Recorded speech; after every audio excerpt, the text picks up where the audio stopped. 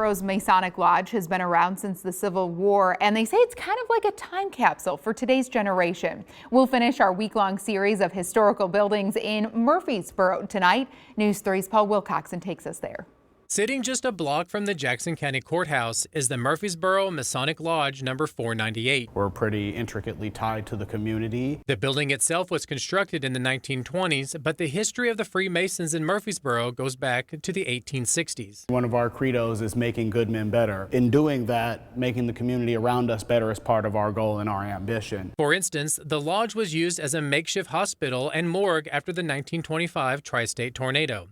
The organization has a history of giving back to the community, but according to Worshipful Master William Thomas, that reputation has waned over the years. One of the detriments I think that have happened so far is that the community has forgotten that we're here. But architectural historian Dr. Rachel Malcolm Enzer says that's something she wants to change, and it starts with sharing the history of the building. This building is just an amazing piece. It's in what we call pristine condition. Everything from the benches to the accoutrement on the walls to the stained glass windows was put in this building for the most part in 1920. That's also why Malcolm Enzer is leading the way to have the building placed on the National Historic Registry, a process that's less than easy. We had to write a letter to ask to apply. That's certainly an understatement, as Malcolm Enzer explains. What we had to do is we had to write a letter to ask to apply.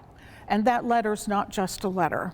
It involves a great deal of research and central questions that they ask. Malcolm Enzer is also the owner of Southern Illinois Historical Preservation, and getting to work is exactly what they did. Just recently, they received a response to their letter. We got the answer. Yes, the committee has approved it to make an application. Malcolm Enzer says the application is just the next step and what she hopes will be a positive outcome in the end. It's saving small-town Americana. And I have this real deep feeling that this is where families like the family I raised of 6 kids is where you want to be. Reporting in Murphysboro, Paul Wilcoxon, News 3.